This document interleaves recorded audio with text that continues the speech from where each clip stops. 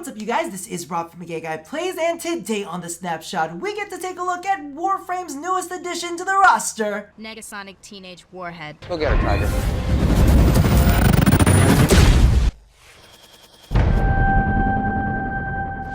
Hey, what's up my peppy little peppers, this is Rob from Gay Guy Plays, and today on The Snapshot, whether you like to come in hot or Warframe and chill, we're bursting in at ramming speed when we take a look at Gauss. Now, you can pick up Gauss's blueprints in the market for 3,000 credits, just do be aware that the rest of his components drop off of the new disruption node in SANDR. However, if you gotta go fast and get your hands on him ASAP, you can always pick him up in the market pre-built along with a Warframe slot and a catalyst for 325 plat. However, if you've got a little extra cash to burn, I highly suggest checking out the Gauss collection, which comes with his 2 signature weapons, an alternate helm, SANDR, as well as a couple of boosters for 775 plat. Alrighty, so before we jump into his abilities, let's go ahead and take a look at Gauss on paper. Never stop moving. Gauss's battery is charged by movement, powering his devastating kinetic abilities. They can't kill what they can't hit. And trust me, you're going to be moving a whole lot. Now, as you can see, his armor, energy, and shields all have a base of 150, with his health lagging behind just a little bit, sitting at only 100. However, where he truly shines is his sprint speed, which is sitting at 1.4, making him the fastest base sprinter in the world of Warframe. So kicking things off with Gauss's passive, this one is actually pretty important because it affects so much of the rest of his kit. However, we'll talk about how this interacts with those as we get to each ability. Now, as you probably can't see because my cam is covering the text, moving generates an electrical current that fills Gauss's battery. Shields recharge up to 80% faster, while the recharge delay is up to 80% shorter based on the battery level. Now, I actually want to go ahead and show you how to charge up the battery. So as you can see right here, on the right hand side of the screen, I'm pretty sure that's where it is, it's there. You can see this thing that has a shaft and it's got a head. Well, basically, as you move, the further you go, the more you charge up the battery. And that works really, really well with his first abilities because it is a bit of a dash, which allows you to cover more space faster. However, you can also tap his third ability, which makes everything around him get a little bit colder, and that will also fill up the battery as well. Editing Rob popping in real quick because I forgot to mention that while we do have some abilities that will charge up your battery, we also have a couple that will drain your battery. So kinetic plating, whenever you take a hit from kinetic damage, will deplete your battery and also erode some of its damage resistance, but we'll talk about it when we get to that specific ability. In addition, thermal Sunder, whenever you use the heat version of it, will also drain your battery. So definitely keep this in mind when you're playing around in the field and you need to make sure to manage what you've got. Moving along, we have Gauss's first ability, Mach Rush. Burst into a hyper sprint, bowling over enemies and charging the battery. Crashing into solid objects generates a powerful shockwave. Hold to rush continuously. Now, there are a couple things that I wanted to go ahead and point out here. First and foremost, take a look at the base range of the explosion radius. It's actually not half bad, sitting at 10 meters. After tossing in a couple mods, you actually get some pretty good distance on it. Now, its explosion damage is impact based. However, when you pair this up with kinetic plating, it actually swaps over into slash damage and guarantees a slash proc. So what you can actually do is charge into terrain, do a little bit of an AoE around you, and if you've got kinetic plating on, you have those slash procs, you pair that with a little bit of condition overload, and things start to get a bit juicy. The next thing that I also wanted to mention is that when paired up with Redline, the cost on this is actually reduced, so you'll be able to use it a little bit more energy efficiently. Now, let's go ahead and take a look at Mach Rush in action. I'm gonna mark this little bombard right over here, then just casually throw myself up against the wall. As I was pointing out earlier, the range on the AoE of the shockwave is really, really good, and it can feel a bit odd at first, throwing yourself up against walls, but after you've got a little bit of practice on it, you can actually use it pretty effectively to control enemies. What I'm going to do next is I'm going to go ahead and start up with another squad, but this time I'm going to show you what happens when you toss kinetic plating on. So again, casually throwing myself up against the wall, and you can see that now it's swapped over to slash damage, and we've got some guaranteed slash procs going on. It's not the most damage in the world, however, it can help you out with a little bit of condition overload action if that's what you're looking for. Now I'm actually going to unpause the AI, and then we're going to show how this proves to be some Mach CC. So as you can see right here, you can easily bowl enemies over and really keep them controlled in that way. So not only do you have the ability to knock them around via the use of slamming into terrain, but literally you can just keep enemies perma-down by ramming into them over and over and over. And like I was saying, this is what I really wanted from Railjack. I just want to ram the hell out of my enemies. So while it does feel a little bit weird when paired with the rest of his skill set, it actually proves to be not only good to get you places, but really, really fun to control your enemies. Ah, ya bitch!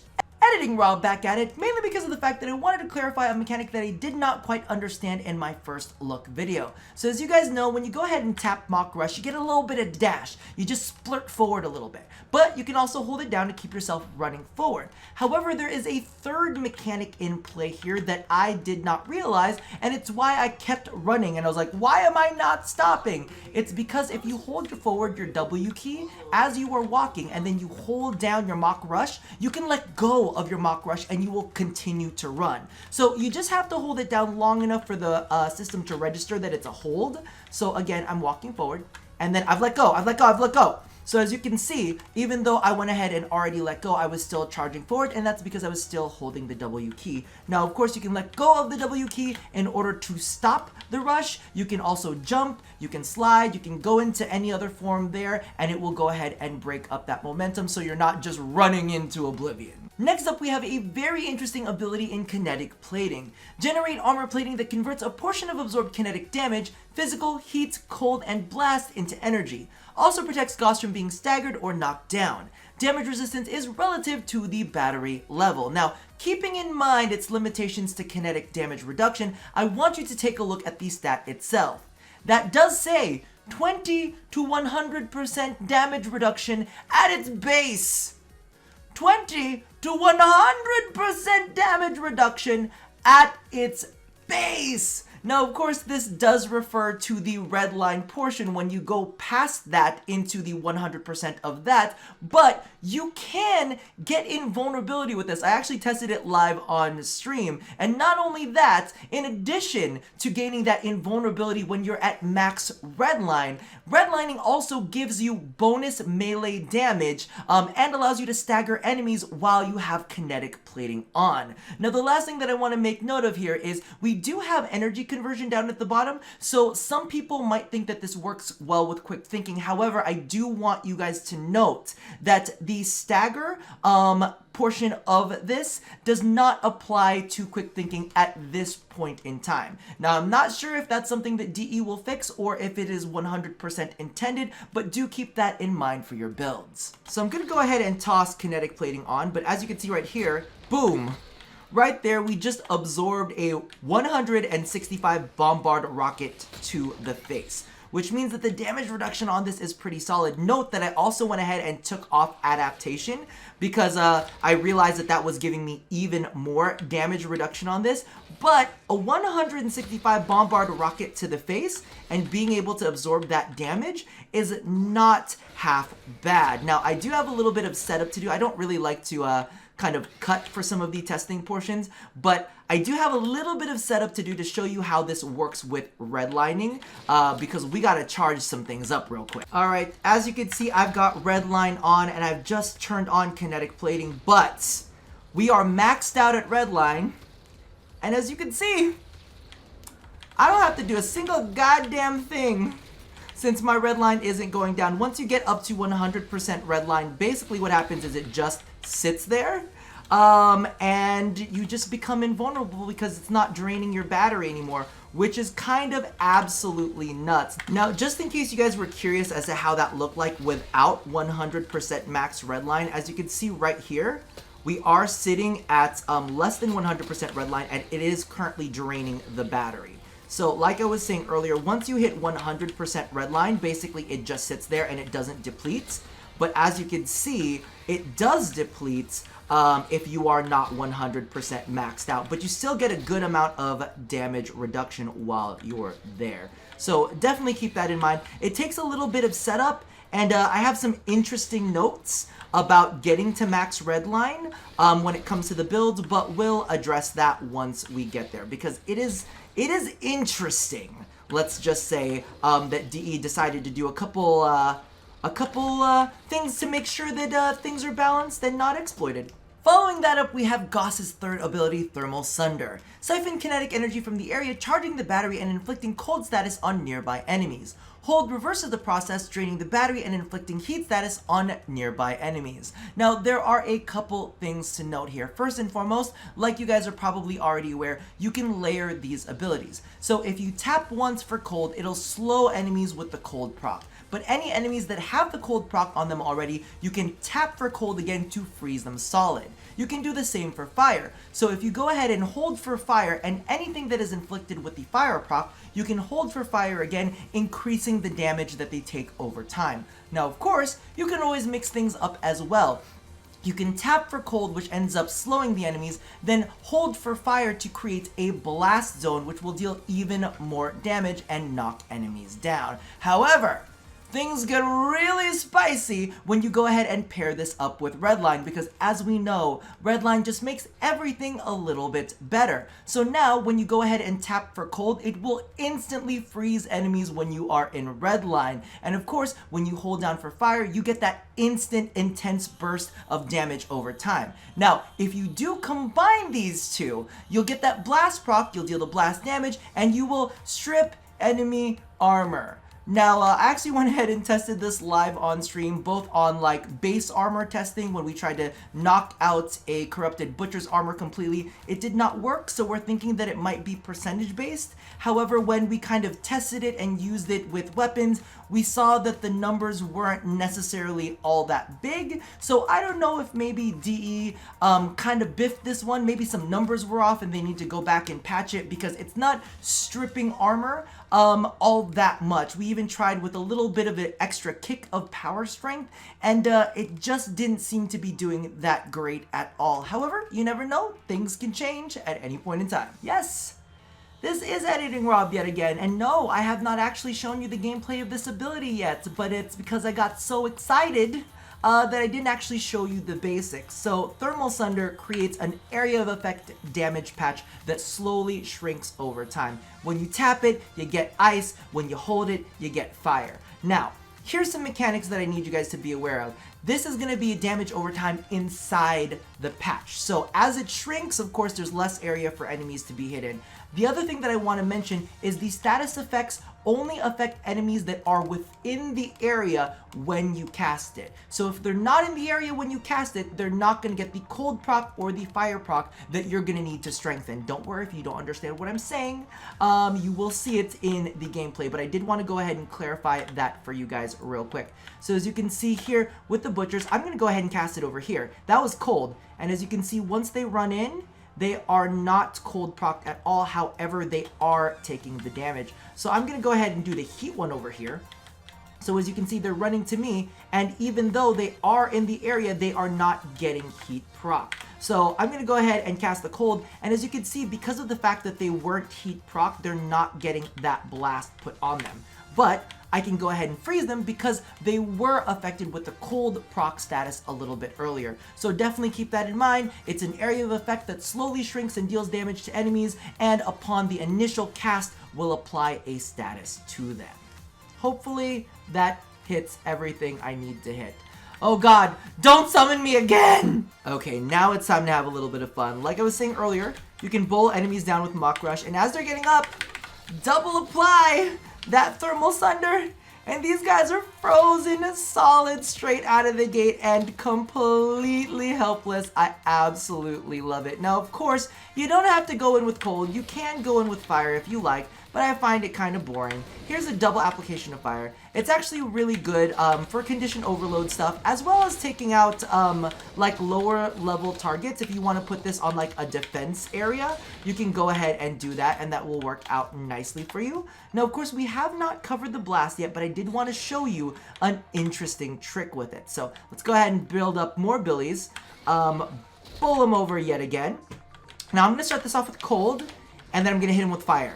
And notice that number one, as they get up, some of them are kind of slightly unaware. So if you're looking to kind of apply a little stealth multiplier action, you can definitely do that with the blast. So not only are you dealing more damage with the blast, but you sometimes have the ability, as they're saying, I'm not going to focus too much on it because, you know, yeah, I don't want to get shit nerfed, okay? Now this time I'm going to start with fire, okay? But what I'm going to do is I'm going to hit him with cold.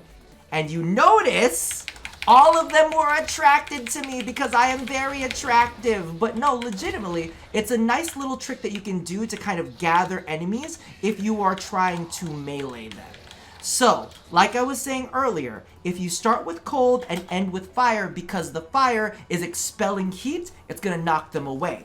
But if you start with fire and end with cold, it's going to pull them in. In fact, one of the things that I would highly suggest is start with fire, end with cold. And the reason that I like doing that is you notice that my meter is actually not depleted. Fire on its own will deplete the meter, but when you use the cold, it will restore the meter. So me personally, fire first, cold second, pulls enemies in and gets your meter going a little bit higher. Now, the next thing that I want to go ahead and show you is how this all works with Redline.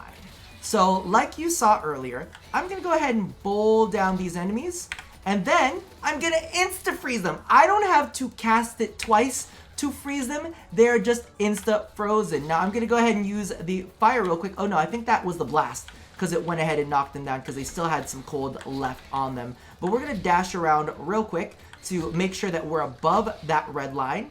And then I'm going to go ahead and hit them with fire. Boom, right here. So as you can see, instant, lots of damage. I guess you would say it doesn't really show up that much because of the fact that we are up against higher level targets. But what I'm going to do is I'm going to do fire, and then I'm going to do cold, and they all get sucked in. And you know how much I like to suck them in because you can finish them off faster that way. Oh, Redline always makes everything just a little bit better. And just in case you guys wanted to see it live, I'm going to go ahead and do the armor test. As you can see, we have a 165 Butcher, and I've hit him with fire, and I've hit him with cold, and as you can see right there, his armor is not stripped. So clearly it's not stripping off base armor. If anything, it is going to be stripping off a percentage of the armor. Now, from what we were testing, like I stated earlier, it did not seem to be stripping off that much. We did see a slight effect in it, but nothing major. So I don't know if maybe DE might have missed a digit because it doesn't feel as effective as it should. And last but definitely not least is Gauss's ultimate Redline. Push Gauss's battery beyond the Redline, supercharging his abilities and setting fire rates, attack speed, reload speed, and holster rate into overdrive. When past the Redline, bolts of arcing electricity dance periodically from Gauss, exploding en masse when the ability is deactivated. Now, there are a lot of things to note here. Let's go ahead and start off with the buff. The first thing that you will notice is that it is based off of the level of your battery. So there is a sliding scale depending on how much battery you have. Like I covered in some earlier abilities, once you get Gauss past the red line and hit that 100% mark, he can no longer lose battery charge for the duration of this ability, which means that you will consistently stay maxed on all of those buffs. The next thing that I do need to remind you of is number one, Mach Rush costs less when you have Redline on. The Kinetic plating allows you to deal more melee damage and lets you stagger enemies. And then of course, Thermal Sunder allows you to enhance all of the elemental procs that you put out. There are even more things that I want to go ahead and mention, but I think it's better if we do them while I'm actually playing. Okay, I'm going to be honest with you, this one is going to be a tad bit tough to talk through because there are a lot of moving parts. So, as you can see on the battery, we have gone and charged it up to the red line, and without the use of Redline, that is the furthest your battery can go. But once you turn it on, you'll enter into this animation state where you can't use any other abilities aside from Mach Rush, and your battery will start draining. So let me go ahead and show you how that works right now. I'm trying to use other abilities and it says ability in use, but we can use our Mach Rush. Now, one of the things that you may or may not notice, if you pay attention to the battery, it is slowly draining when we don't have any activity going on. But as we move, we'll be able to go ahead and refill the battery. Now, we're sitting at 40-ish% right now. I'm going to go ahead and deactivate it early.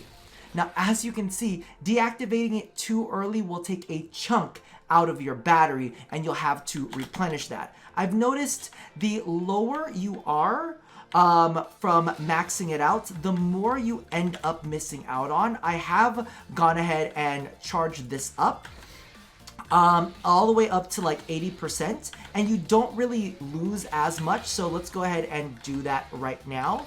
Also, one of the things you will notice is as you are charging it up, when you go ahead and turn it off, or if it expires on its own, the amount of particles that you explode with at the very, very end is determined by how much battery you have. So we're at about 70% right now. There's the 80. I'm gonna deactivate it, and notice I did not lose an insane amount of my bar. It looks like I've got a little notch underneath there that makes my bar not completely full. So again, it all is really determined by how much of the charge you keep. However, one of the things that I will point out is if you do manage to get into full, what is it called, 100% mode on your Redline, you'll notice that you'll still keep your full bar underneath when you deactivate it. Of course, I don't like to deactivate Redline early because you worked so hard to get everything maxed out. But as you can see right here, we're at that 100% mark.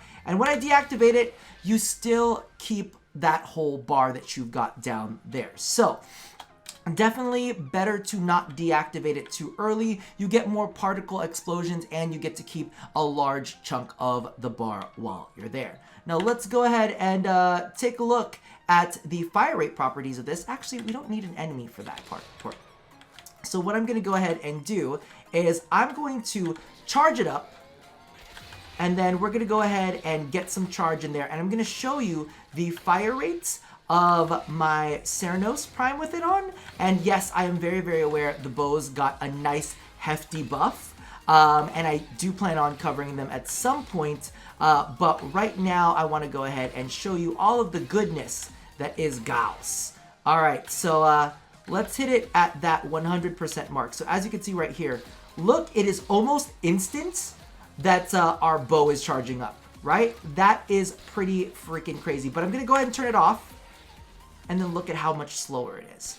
So while Redline may not necessarily seem too crazy powerful on paper, because of the fact that it affects all of your abilities in such a positive way and gives you some really, really nifty buffs and gives you the ability to be like invincible when in use with kinetic plating, like it's just a dream in so many different ways. Okay, now I've never actually done this, but I wanted to go ahead and show you how Gauss will operate against a lot of these enemies out here. This is my first time. This is my virgin experience with Gauss. So what I'm gonna, okay, so I'm gonna go ahead and test my metal against 20 corrupted bombards. As you can see, invincibility is off and enemy level is maxed. So let's get started. But let me make sure to turn on kinetic plating first, because I don't want to die straight out the gates. And we'll get some Redline on real quick. As you can see, I'm actually gonna go run around and freeze some folks real quick to make sure that I get my battery charge as high up as I possibly can. Again, one more time, keep these guys frozen, and let's start whacking away. As you can see, because of the fact that they're held pretty much in CC, you can kind of just have free reign at taking these enemies down.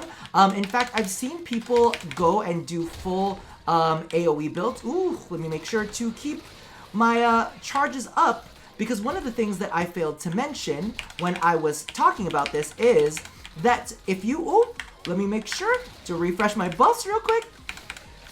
If your Redline bar drops, like it did right now because my Redline is off, below that red line at any point in time during your Redline thing, what ends up happening is you lose the special effects, especially for the status stuff that you get when it comes to your Sunder. So you gotta make sure you keep that level pretty high at all points in time in order not to move it. And the big reason for that is because your Sunder can drain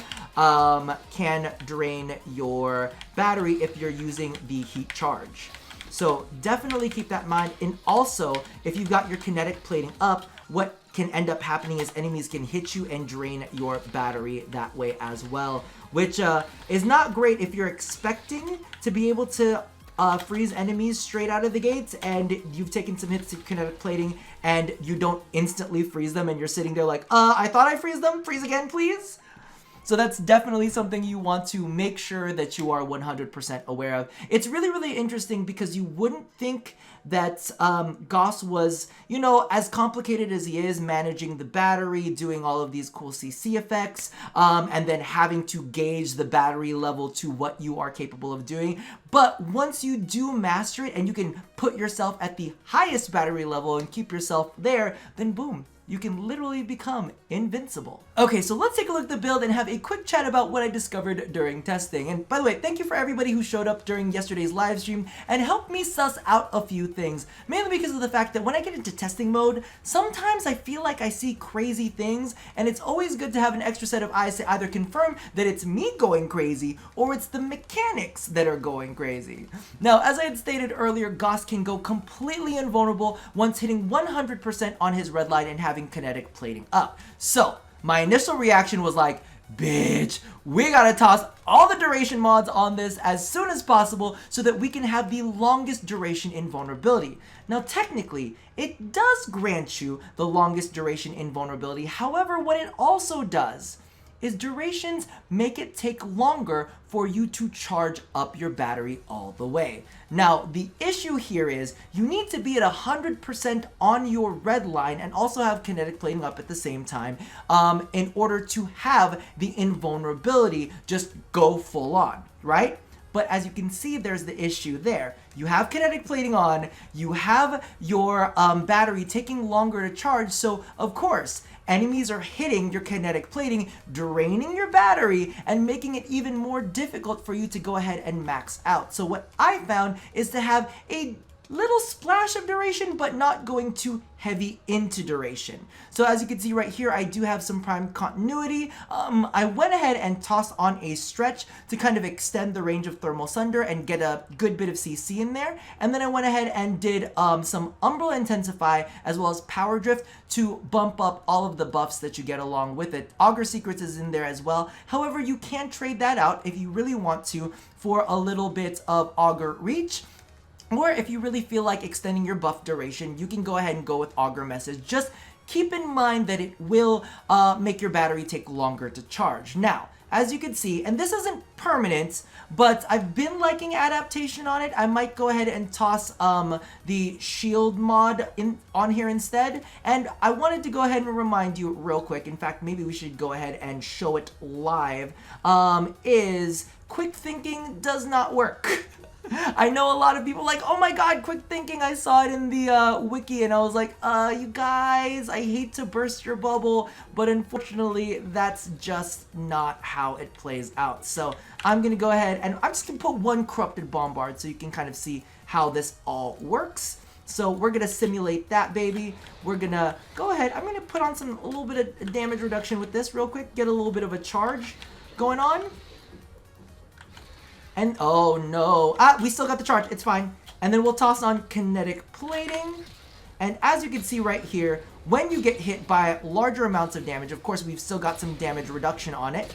Once you hit that 2, you're still getting that stagger. Kinetic plating does not make you invulnerable to the stagger. And I know that a lot of people were saying, oh yay, this will be a great way. I mean, you're still survivable-ish, but, you know, if you were thinking that it was going to counteract that, unfortunately, it does not. So, all in all, I feel like Gauss is a good bit of fun. Yes, technically, he is part Negasonic Teenage Warhead. However, he does have an added layer of complexity to him when it comes down to his battery management. Now, I know that some people are going to be really irritated with it, but me personally, I find it to be very engaging. And to be honest, when I first saw his kit, I did not realize that there were going to be so many mechanics built in that required another layer of finesse, but I am really liking it. Now, I know you guys are wondering, is Gauss endgame? And to be honest with you, I think that's going to come down to a skill check. I think that he has a lot of potential. Do I think that he's going to go 2 hours in a solo survival? Not with an average player, I can definitely tell you that. But I think that there is something there that can take him a little bit further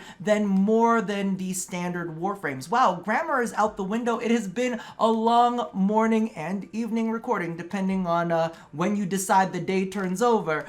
Regardless, what I'm going to go ahead and do is turn it over to you. What did you guys think when you saw the video today? How do you feel his abilities now that you see all of the different layers that are added to them? Toss all of that down in the comments below, and as always, love somebody, hurt nobody, and touch your body. Don't worry, Fashion Frame is coming soon. I'll see you guys next time. Bye-bye!